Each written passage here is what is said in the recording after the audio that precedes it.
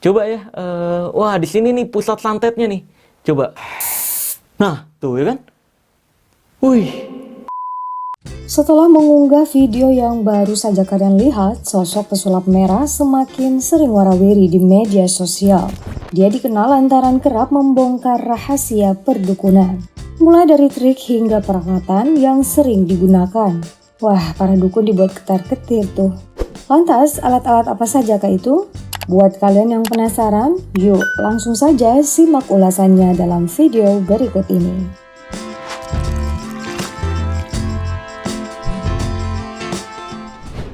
Aura negatif dari jenglot membuat alat ini identik dengan dunia perdukunan. Apalagi kalau sudah menyala seperti ini. Belum nih jauh. Dor. Tuh. Wah, orang-orang akan semakin percaya bahwa di dalamnya memang ada hal gaib. Katanya sih bisa menolak bala dan mendatangkan rezeki. Belum lagi ada mitos yang menyebut benda ini bisa meminum darah. Dan usut punya usut, itu karena jenglot yang asli terbuat dari kelelawar yang dikeringkan. Tapi siapa sangka kalau alat ini dulunya hanya digunakan sebagai action figure. Seperti yang diungkap pesulap merah saat diundang di podcast Denny Subargo baru-baru ini. Jenglot yang digunakan dukun biasanya ditutupin tisu biar nggak kelihatan. Jadi seolah-olah ada yang menyala dari dalam. Suasana mistis semakin terasa saat mereka beraksi kayak gini. Biasanya pakai tisu ditutupin. Pertama bisa gerakan slow motion. Gitu. Karena kalau gini-gini nggak dianggap sakti. Padahal sebenarnya ada tombol tersembunyi yang terletak di bagian paha jenglot. Jadi lebih sakit mana? Dibohongin doi atau dibohongin dukun? Hups. Tapi sebelum memilih, kalian masih harus melihat benda yang satu ini. Di Indonesia, orang-orang biasanya menjadikan bulu perindu sebagai jimat. Itu loh yang katanya bisa memikat perempuan atau pelaris usaha. Terus disimpan di dompet deh. Mbah Dukun umumnya menjual dengan harga 3-5 juta rupiah. Mereka yang rela merogoh kocek percaya dengan kesaktian bulu perindu lantaran bisa bergoyang dan terlihat hidup seperti ini. Tapi siapa sangka kalau ternyata itu hanya rumput kering yang harganya cuma 15-25 ribu rupiah saja. Untuk lebih jelasnya, mari kita simak penjelasan pesulap merah berikut ini. Kalau kena air bergerak. Dan bulu perindu ini kan rumputnya rumput bujang namanya. Iya. Tapi para dukun juga nggak mau kalah. Mereka mengklaim kalau bulu perindu yang asli ada di sarang burung. Wait a minute. Bukannya sarang burung memang berasal dari rumput kering ya? Berarti sama aja dong. Dalam video yang sama, pesulap merah juga membawa botol kecil berisi miniatur tuyul. Setelah diisi air putih, tiba-tiba berubah menjadi merah. Ini nih yang sering dilakuin para dukun. Terus mereka akan bilang, ini adalah tuyul yang menunggu di sini. Kata-kata itu sontak membuat bulu kuduk merinding. Terlebih setelah mengetahui tarif penarikan satu tuyul yang ditaksir mencapai 5 juta rupiah. Kalau Mbah Dukun sebut ada 10 tuyul berarti mereka bisa dapetin 50 juta rupiah. Wow. Padahal nih ya, miniatur itu hanya lateks berisi pewarna yang jika ditambahkan air bisa berubah warna. Bye-bye duit 5 jeti. Sebelumnya, pemilik nama asli Marcel Radival ini juga pernah membongkar rahasia Gus Samsudin. Dia mengungkap trik tisu terbakar tanpa api yang digunakan sang ahli spiritual. Gus Samsudin dalam video ini tampak meludahi sebuah piring hingga mengeluarkan api dan melalap habis bongkahan tisu. Itu berarti dia sudah berhasil membersihkan rumah yang terkena santet. Tapi semua fakta berhasil dikumpulkan pesulap merah.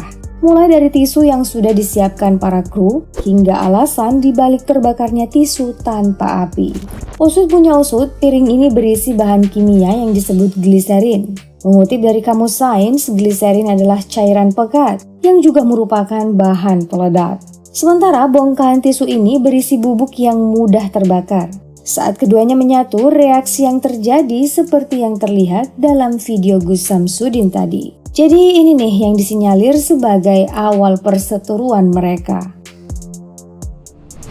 Pesulap merah juga pernah menjadi sorotan publik setelah tampil di podcast Om Deddy. Kamu yang udah nonton pasti tahu dong pembicaraan mereka. Nah itu dia, Pesulap merah membongkar trik keris petir milik para dukun. Jadi gini, pasien yang diduga terkena santet akan ditunjuk dengan benda mistis ini untuk pembersihan.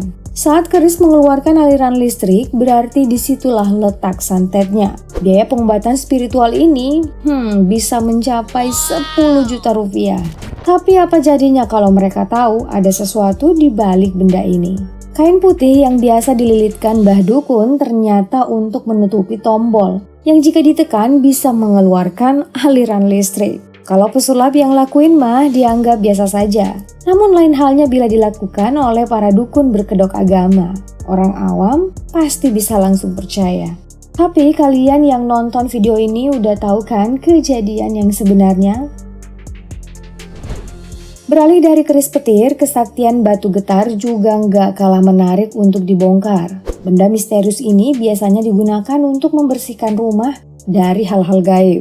Kalau batunya bergetar, berarti di area itu ada makhluk halus yang berkeliaran. Terus mbah dukunnya bakalan bilang kayak gini, "Wah, ini ada jinnya nih, perlu saya hanguskan." Bulu kuduk orang-orang sekitar pun langsung merinding. Tapi itu karena mereka nggak tahu kalau batu ini memang akan bergetar jika terkena sensor cahaya. Seperti yang dipraktekkan pesulap merah dalam podcast Deddy Corbuzier. Dia juga meminta Om Deddy untuk menimbulkan suara agar terlihat sakti layaknya dukun-dukun zaman now.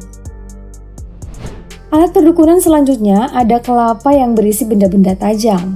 Praktek seperti ini kerap dilakukan para dukun untuk memindahkan penyakit pasiennya. Tapi tak banyak yang tahu kalau pengobatan ini hanyalah tipuan belaka. Kelapa yang digunakan ternyata sudah dimodifikasi. Mereka membuka batok ujungnya sampai lepas lalu melubangi bagian tengahnya dengan gunting. Setelah itu barulah benda-benda seperti silet, paku atau baut dimasukkan. Jika sudah, lubang yang tadi ditutup plastik agar airnya tidak keluar. Terakhir dilekatkan dengan lem besi agar bentuk kelapa terlihat seperti semula. Wah, sempurna banget gak sih? Terakhir ada getah kayu buah merah yang diklaim bisa menyembuhkan segala macam penyakit. Minyak ini bisa dituang ke kertas, dilipat lalu ditempel di punggung. Ada yang pernah pakai nggak nih? Ironisnya pesulap merah menyebut kalau itu adalah Dragon Touch. Buat kalian yang belum tahu, alat ini sering digunakan para dukun saat atraksi Kulhugeni. Biasanya dioleskan di telur lalu ditempelin ke leher. Marcel semakin yakin setelah menghirup aroma, merasakan panasnya dan mendengar kata-kata dingin dulu, hangat, baru panas. Cairan ini termasuk bahan kimia yang bisa merusak kulit karena biasa digunakan untuk mengelupas cat. Jadi alih-alih menyembuhkan, produk ini malah membahayakan. Kalian jangan sampai kena tipu loh ya. Nah, itulah beberapa alat perdukunan yang sering digunakan untuk menipu masyarakat. Tapi sekarang kita mah udah tahu, ya kan? Kalau gitu jangan lupa ninggalin jejak kalian di kolom komentar.